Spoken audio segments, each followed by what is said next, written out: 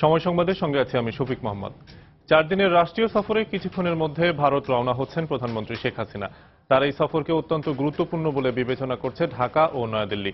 বিমান বাংলাদেশ এয়ারলাইন্সের একটি বিশেষ ফ্লাইটে প্রধানমন্ত্রী নয়াদিল্লির উদ্দেশ্যে রওনা হওয়ার কথা রয়েছে। পররাষ্ট্র মন্ত্রণালয়ের সূত্র জানায়, দুপুরে প্রধানমন্ত্রী ভারতে পৌঁছানোর পর বিমানবন্দর থেকে মোটর শোভাযাত্রা করে তাকে রাষ্ট্রপতি ভবনে নিয়ে যাওয়া হবে। সফরকালে সেখানেই থাকবেন বাংলাদেশের প্রধানমন্ত্রী। এই সফরে বাংলাদেশ ভারতের মধ্যে 33টি চুক্তি এবং সমঝোতা স্মারক স্বাক্ষর হওয়ার কথা রয়েছে। সফর শেষে সোমবার নয়াদিল্লি থেকে দেশে ফিরবেন প্রধানমন্ত্রী। এদিকে প্রধানমন্ত্রী শেখ হাসিনাকে অভ্যর্থনা জানাতে প্রস্তুত নয়াদিল্লি।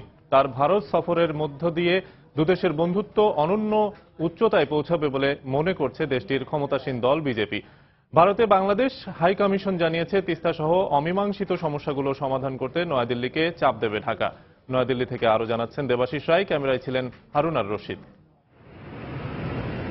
দিল্লির প্রধান প্রধান সড়কে শোভা পাচ্ছে বাংলাদেশ ভারতের পতাকা। প্রধানমন্ত্রী শেখ হাসিনাকে স্বাগত জানাতে প্রস্তুত গোটা নয়াদিল্লি।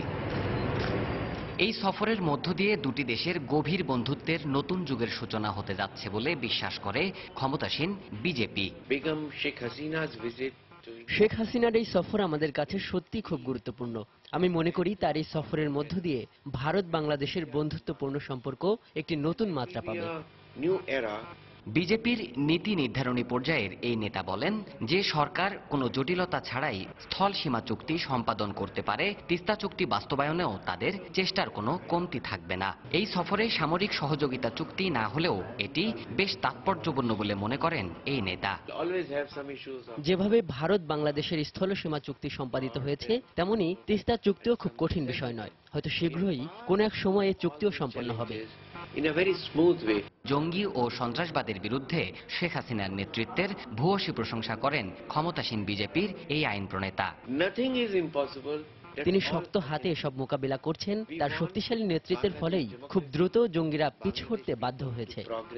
এদিকে দিল্লিতে নিযুক্ত বাংলাদেশের হাই কমিশনার জানিয়েছেন, মুক্তিযুদ্ধে আত্মোৎসর্গকারী ভারতীয় সেনাবাহিনীর কর্মকর্তাদের সম্মান জানাবে বাংলাদেশ। তিস্তা সহ অভিন্ন নদীগুলোর অমীমাংসিত বিষয়গুলোতেও প্রাধান্য দেবে বাংলাদেশ।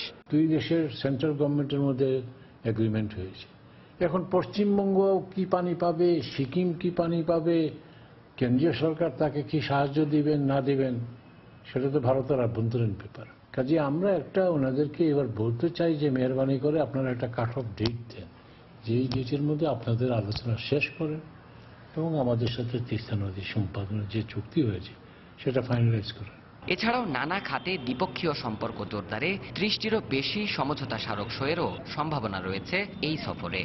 বাংলাদেশের মুক্তিযুদ্ধে যেমন অকুণ্ঠ সমর্থন আর সাহায্য জুগিয়েছে ভারত, ঠিক তেমনি প্রতিবেশী এই রাষ্ট্রটি যুদ্ধবিধ্বস্ত বাংলাদেশ পুনর্গঠনেও যথাসাধ্য সহায়তা নিয়েই পাশে দাঁড়িয়েছিল।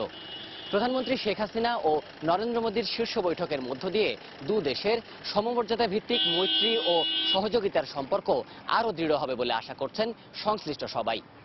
দিল্লির রাষ্ট্রপতি ভবনের সামনে থেকে দেবাশিস রায়, সময় সংবাদ, ভারত। রাজধানীর এলিফ্যান্ট রোডের একটি ভবনে আগুন লেগেছে। সকাল 7টায় এই আগুন লাগে। আগুন নিয়ন্ত্রণে আনতে কাজ করছে ফায়ার সার্ভিসের 9টি ইউনিট। 9তলা ভবনের 3য় তলা থেকে আগুন লেগেছে বলে প্রাথমিকভাবে ধারণা করা হচ্ছে। এই ভবনটিতে কম্পিউটার ও এর যন্ত্রাংশ বিক্রির দোকান রয়েছে। তবে এই ঘটনায় এখন পর্যন্ত কোনো হতাহতের খবর পাওয়া যায়নি। দেশের বাইরের খবর, সিরিয়ার বিভিন্ন বিমান ঘাঁটি লক্ষ্য করে ক্ষেপণাস্ত্র হামলা শুরু করেছে যুক্তরাষ্ট্র। এই হামলাকে মার্কিন আগ্রাসন হিসেবে উল্লেখ করেছে সিরিয়া। অন্যদিকে মার্কিন সিনেটের অনুমোদন ছাড়াই ট্রাম্পের এই হামলার কড়া সমালোচনা করেছে রুশ গণমাধ্যম RT। শুক্রবার ভোরে পশ্চিমাঞ্চলীয় হোমস প্রদেশের সায়রাত বিমান ঘাঁটি থেকে 59টি ক্ষেপণাস্ত্র হামলা চালানো হয় বলে বিবৃতিতে নিশ্চিত করেছে পেন্টাগন। ভূমধ্যসাগরে থাকা মার্কিন দুটি বিমান বাহিনী রণতরী থেকে এই হামলা চালানো হয়। সিরিয়ায় ইদলিবে আসাদ সরকারের রাসায়নিক হামলার জেরে এই হামলা চালানো হয়েছে বলে জানিয়েছে মার্কিন প্রেসিডেন্ট ডোনাল্ড ট্রাম্প। আসাদ সরকারের বিরুদ্ধে আগে নেওয়া সব ব্যবস্থা ব্যর্থ হওয়ায় যুক্তরাষ্ট্র কঠোর অবস্থানে যেতে বাধ্য হয়েছে বলেও মন্তব্য করেন তিনি। মার্কিন প্রতিরক্ষা দপ্তর জানায়, হামলার আগে রাশিয়া এবং সিরিয়াকে সতর্ক করা হয়েছে, তবে তাদের প্রতিক্রিয়ার জন্য অপেক্ষা করা হয়নি। এই হামলায় কোনো বেসামরিক অবস্থানে চালানো হচ্ছে না বলেও জানায় পেন্টাগন। এই ছিল এখনকার মতো। যে কোনো খবর পেতে ভিজিট করুন সময়নিউজ.tv আর সঙ্গে থাকুন সময়ের।